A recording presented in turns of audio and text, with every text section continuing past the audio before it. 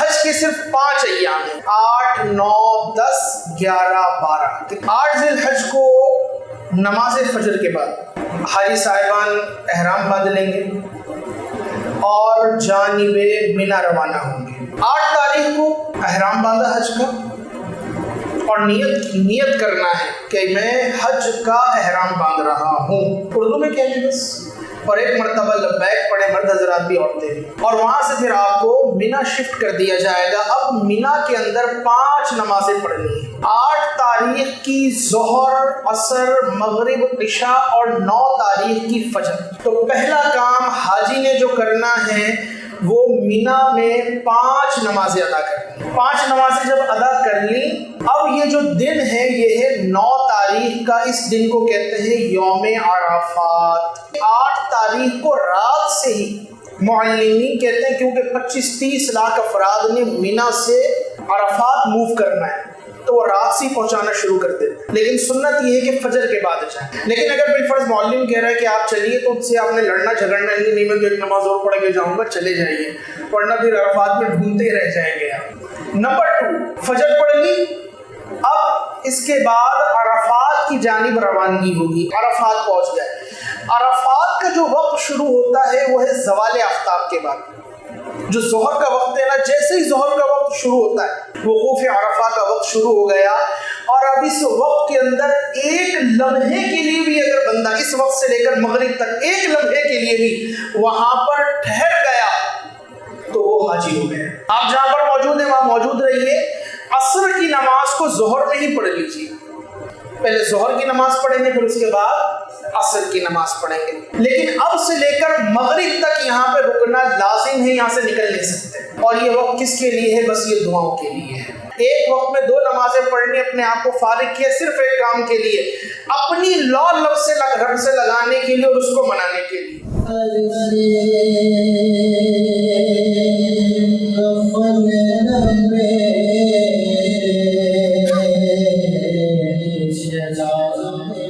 تو یہ 2 کام کر لی حاجی نے۔ نمبر 1 مینا میں 5 نمازیں پڑھ لی، نمبر 2 عرفات کے اندر یہ اپنا 9 کا دن گزار لیا۔ تیسرا کام کرنا ہے، اب یہاں سے یہ لاکھوں لاکھ کا قافلہ روانہ ہوگا میدان مزدلفہ میں۔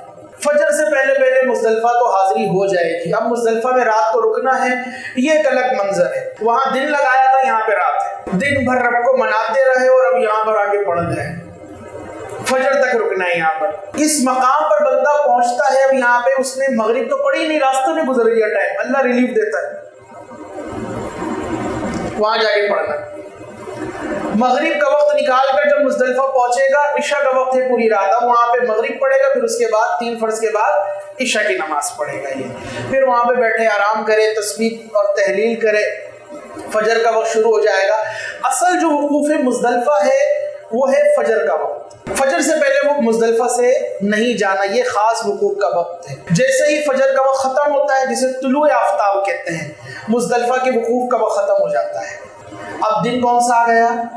10 کا دن آ گیا۔ 10 تاریخ کو 3 کام کرنا ہے۔ نمبر 1 شیطان کو مارنا ہے، نمبر 2 قربانی کرنی ہے، نمبر 3 اس نے حلق کروانا ہے۔ خواتین نے بال کاٹنا ہوں گے، وہ 1 کور کے برابر، یا مرد جو ہے پورے سر کے 1 کور کے برابر بال اتروائے گا۔ 3 کام کرنے، اس کے بعد وہ احرام سے باہر آ جائے گا۔ 8 تاریخ کو احرام باندھا تھا، 9 تاریخ کو باندھ کے رکھا، 10ویں تاریخ کو یہ کام کرنے کے بعد احرام اتار دیا۔ بس یہ 3 دن کی محنت ہے تقریباً احرام کی، اس میں وہی ساری احرام کی پابندیاں لاگو رہیں گی۔ لیکن اب یہ مینا کا جو وقت ہے یہ سب سے اہم وقت ہے، اس لیے کہ مینا میں جو 3 کام کرنا ہے اس میں سے پہلا کام ہے شیطان کو مارنا، اور آج صرف ایک شیطان کی پٹائی ہے، جمر عقبہ کی۔ اب اس کو مارنے کا جو وقت ہے وہ بہتر وقت جو ہے وہ ظہر تک ہے، لیکن اس کے بعد سے لے کر مغرب تک یہ مباح وقت ہے۔ اب اکثر جو حاجی نقصان اٹھاتے ہیں وہ اسی مقام پر اٹھاتے ہیں، مینا کے مقام پر۔ اب یہاں سے شیطان کو کنکری مارنے جانا ہے، وقت کیا تھا؟ صبح سے لے کر ظہر تک، لیکن یہ ختم نہیں ہوا، یہ بہتر وقت ہے۔ اب آپ 9 تاریخ کو پورا دن لگائے عرفات میں محنت کی، رات لگائے مزدلفہ میں محنت کی، اب صبح چلے گئے شیطان کو مارنے کے لیے 25 لاکھ لوگوں کے رش کے اندر، کسی کو چکر آ رہے ہیں، کسی کی کیا حالت ہے، تو بھائی آرام کرو، اپنے خیمے میں آ جائے، ظہر میں اٹھیں، 4 بجے 5 بجے جب سورج تھوڑا ٹھنڈا ہو جائے اب آپ نکلیے پہلے دن کی رمی کے لیے. اس وقت تک اکثر رش نبٹ چکا ہوگا. اب آپ تیزی کے ساتھ 4 کلومیٹر کا فاصلہ طے کر لیں گے.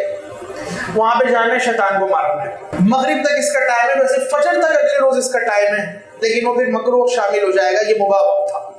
تو مغرب سے پہلے آپ نے یہ کنکری مار کے فارغ ہو جانا ہے. تو بہرحال کنکری ماری. اب آپ نے اپنے معلم کو فون کرنا ہے یا ٹوکن، یہ جو بھی معاملہ ہے قربانی کروانی ہے. آپ نے اپنے ہاتھ سے تو کر ہی نہیں سکتے، کہاں جائیں گے، بہت آزمائش ہے. قربانی کروانی ہے. قربانی کا جب آپ کو کنفرم کا میسیج آ جائے، فون آ جائے، حضرت آپ کی قربانی ہو گئی ہے، تو اب اپنا سر منڈوانا ہے. اگر ایسا کیا جلد بازی میں سر منڈوا دیا اور ادھر قربانی نہیں ہوتی تو ایک اور قربانی کرنا پڑے گی، کیونکہ ترتیب لازمی ہے. احرام سے باہر آپ حاجی ہو چکے، مبارک. اب مینا کے اندر 11 اور 12 تاریخ کو مزید رکنا ہے، اور اس کے ساتھ ایک کام اور کرنا ہے. 11-12 کے اندر ہی اسے کہتے ہیں طواف الزیارہ، یہ حج کا دوسرا رکن ہے. 10 تاریخ کو نہ جائیں، 11 تاریخ کو جب شیطان کو مارنے جائیں گے. اچھا دوسرے دن اب آ گیا، یہ 5واں کام ہے. اور دن کون سا ہے؟ چوتھا دن ہے. اور کام کون سا ہے؟ 5واں. 5ویں دن صرف شیطان کو پٹائی لگانی ہے. اور اس کا وقت شروع ہوتا ہے ظہر کے وقت میں، یعنی جب ظہر کا وقت شروع ہو جائے گا تب یہ وقت شروع ہوگا. تو ظہر کا وقت شروع ہوا، آپ ظہر میں نہ جائیں، وہی ٹھنڈے ٹائم جائیں اپنے 4-5 بجے. جاتے ہوئے شیطان کو مارے، اور آج تینوں کو مارنا ہے، ساتھ کنکری ہے. تینوں کو مار کے واپس نہ آئے، وہیں سے آپ نکل جائیں حرم. 11 تاریخ کو حرم جائیے، طواف الزیارہ کرنا ہے، کعبۃ اللہ کے ساتھ پھرے لگانا ہے، عام کپڑوں کے اندر ہی نفل پڑھنا ہے، اور اس کے بعد سعی کرنی ہے. اب یہ جو راستہ ہے 6 کلومیٹر کا، یہ پیدل ہی طے کرنا ہے، پیدل. کیونکہ حج کا 8 تاریخ کے بعد وہاں پہ جتنی سروسز چل رہی ہوتی ہیں بسز کی بند ہو جاتی ہیں. تو یہ 6 کلومیٹر جب آپ جائیں گے، اس کو فاصلہ تو آپ نے کافی طے کر لیا نا. شیطان کو مارتے ہوئے جائیے، طواف الزیارہ کریں، جس میں طواف ہے، نماز ہے، سعی، جو عمرے کے اندر کام کیا تھا، لیکن بغیر احرام کے واپس آ جائیے. اب مبارکباد ڈبل ہے کہ مکمل حاجی ہو چکے. اب 12واں دن آ گیا، کیونکہ واپس خیمے میں آ گئے. 12ویں دن پھر شیطان کو مارنا ہے. ٹائم کب شروع ہوگا؟ ظہر کے بعد. بس ایک ہی کام ہے، اس میں شیطان کو مار لگانی ہے، اور اسی راستے سے آپ اپنے ہوٹل میں چلے جائیں. حاجی ہو چکے. اب جب آپ نے وطن واپسی آنا ہو یا مدینے آنا ہو، ایک مرتبہ آپ نے طواف کے لیے جانا ہے، جس کو طواف رخصت یا طواف وداع کہتے ہیں، اور یہ طواف کرنا واجب ہوتا ہے. حج مکمل ہو چکا ہے.